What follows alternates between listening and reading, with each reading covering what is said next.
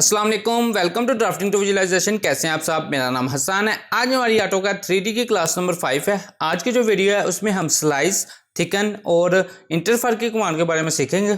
इन तीनों कमांड्स में से जो इंपॉर्टेंट कमांड है वो है स्लाइस की कमांड, और बाकी जो दोनों कमांड्स है वो स्लाइस के पास मौजूद हैं, इसलिए उनके बारे में मैं आपको बता रहा हूँ। उनका वैसे मैं इतना ज़्यादा इस्तेमाल नहीं करता। चलिए तो फिर इन तीनों कमांड्स को जानने के लिए वीडियो को शुरू करते हैं। सॉलिड एडिटिंग के टूल बार्स में यहाँ पे ये मुझे तीनों कमांड्स मिलती हैं।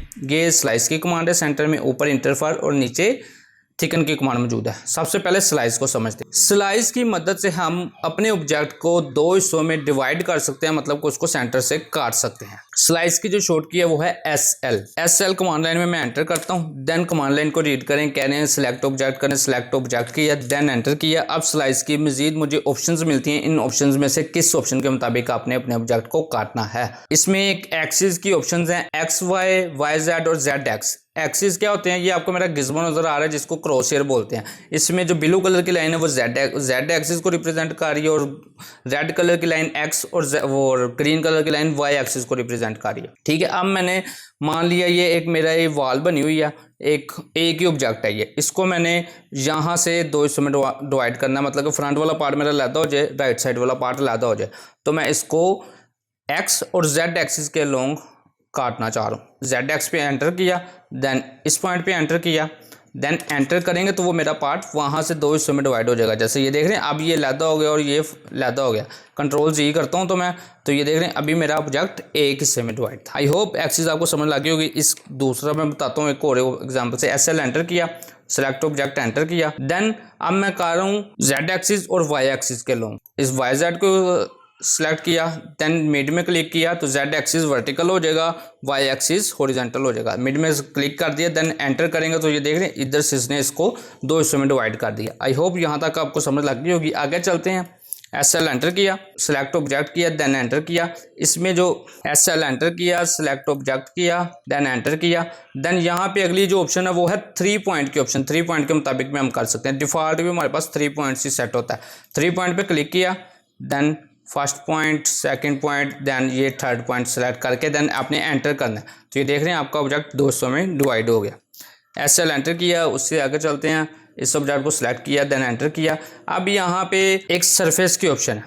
सरफेस की मदद से भी आप अपने ऑब्जेक्ट को स्लाइस कर सकते हैं। मैंने ये एक सरफेस बना के रखी हुई है, एक प्लेन बना के रखा हुआ है, उस बॉक्स के अंदर घुसाया। अब सरफेस को सिलेक्ट करता हूँ, वाली ऑप्शन को सिलेक्ट किया, देन यहाँ से आपने सरफेस को सिलेक्ट करना है, देन आपने एंटर करना है। तो ये इसने इस सरफेस के मुताबिक नीचे वाले ऑब्जेक्ट को स्लाइस कर दिया। ये देख रहे हैं नीचे इसने दो पार्ट में डिवाइड कर दी। ठीक हो गया। ये सरफेस आपने किस तरह से बनानी है? ये सरफेस में जाएं तो ये प्लेनर से की मदद से आप इसको ड्रा कर सकते हैं। फिर इसको रोटेट करके मैंने अपने जहाँ से मैंने ऑब्जेक्ट को स्लाइस करना है वहाँ पे इसको प्लेस कर देना। और इसमें एक इम्पोर्टेंट चीज़ जो है, ये जो सरफेस है ये आपके बाउंड्री से, जो बॉक्स आपने या जिस चीज़ को आपने काटना है उसकी बाउंड्री से बाहर निकली होनी चाहिए, जैसे आपको मेरे इस डिस्प्ले में नज़र आ रही है। अब उससे आगे चलते हैं। SL एंटर किया, सिलेक्ट ऑब्जेक्ट किया, देन एंटर किया। अब यहाँ पे एक ऑप्शन है प्लेनर ऑब्जेक्ट की। प्लेनर ऑब्जेक्ट से मुराद है 2D का ऑब्जेक्ट। प्लेनर ऑब्जेक्ट पर सिलेक्ट किया, देन ये देख रहे हैं 2D circle, ellipse, SPL, polyline वगैरह उसने कहा उनमें से कुछ एक चीज़ डिफाइन करे। ये एक मेरा एक पीछे एक सर्कल लगाया हुआ मैंने, इस सर्कल को मैंने सेलेक्ट कर लिया, देन एंटर करता हूँ तो ये देख रहे हैं जिस जगह पे सर्कल लगा हुआ था वहाँ से उसने उस मेरे बॉक्स को दो हिस्सों में डिवाइड कर लिया। ये था स्लाइस का यूज़। स्लाइस को हम ज़्यादातर एक्सिस के मुताबिक या 3 पॉइंट्स के मुताबिक मैं यूज़ करता हूँ, तो आप भी देख लीजिएगा इसको कहाँ पे इस्तेमाल करना है। ज़्यादातर मेरी वॉल्स बनी होती हैं, उनको दो हिस्सों में डिवाइड करना होता है, वहाँ पर मैं स्लाइस का इस्तेमाल करता हूँ। अगली जो ऑप्शन है वो है इंटरफर की ऑप्शन। इंटरफर का काम जो है वो बिल्कुल इसकी तरह से है जैसे इंटरसेक्ट का।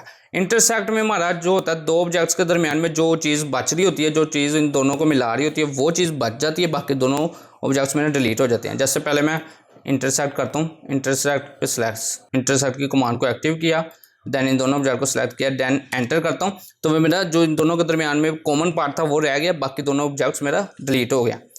यही काम भी इंटरफर का है।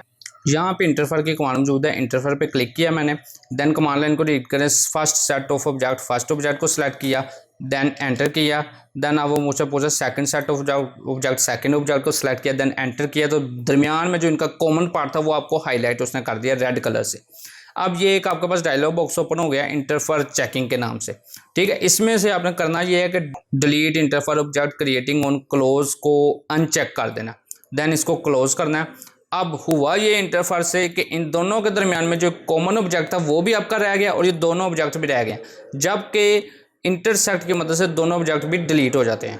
इसको मैं बाहर निकाल कर दिखा दूँ, ये देख रहे हैं सिलेक्शन किया तो बीच वाला आपको नजर आ रहा है। अगली जो हमारी कमांड है वो थिकन की कमांड है। थिकन की कमांड की मदद से हम कोई थिकनेस दे सकते हैं अपने ऑब्जेक्ट को। एक 2D की मैं कोई शेप ड्रा कर रहा हूँ, पॉलीलाइन की मदद से PL एंटर किया, ऐसे दो ऑब्जेक्ट को सिलेक्ट किया, देन आर्क की ऑप्शन है S एंटर किया, सेकेंड पॉइंट, देन इस तरह से मैंने एक शेप ड्रा कर ली। इसको मैं 3D में कन्वर्ट कर रहा हूँ अब रिवॉल्व की कमांड की मदद से।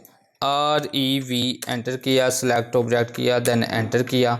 देन आपको पता रिवॉल्व किस तरह से करते हैं, 2 एक्सिस पॉइंट उसके बताने होते हैं, first point then second point, then degree बताना होता है 360 पे। मैं उसको एंटर कर रहा हूँ तो ये मेरी एक शेप ड्रा हो गई, एक वाज टाइप, गुलदान टाइप कोई शेप मेरी ड्रा हो गई, कुछ सुराही सी। तो इसकी जो थिकनेस है इस तरह से मैं देखता हूँ, तो ये देख रहे हैं बिल्कुल ज़ीरो थिकनेस है, क्योंकि एक लाइन ही थी वो 2D की जिसको मैंने रिवॉल्व कर दिया। अब इसकी थिकनेस किस तरह से देनी है वो है थिकन की कमांड से। जहाँ से थिकन की कमांड को एक्टिव किया, देन अपने सेलेक्ट ऑब्जेक्ट किया, देन उस सरफेस को सिलेक्ट किया इस तरह से, देन एंटर करना है। देन वो पूछ रहा है कि इसकी स्पेसिफाइड थिकनेस बताएं, तो मैं इसको 3 इंचेस पे एंटर कर देता हूँ। तो ये आप देख सकते हैं इसकी कुछ ना कुछ अब थिकनेस बन गई है, पहले बिल्कुल थिकनेस नहीं थी। थिकन के कमांड का ये इस्तेमाल था। आज की वीडियो में बस इतना ही। आई होप वीडियो आपको पसंद आई होगी। वीडियो अच्छी लगी तो लाइक करें, शेयर करें और चैनल को सब्सक्राइब करें। Thank you so much.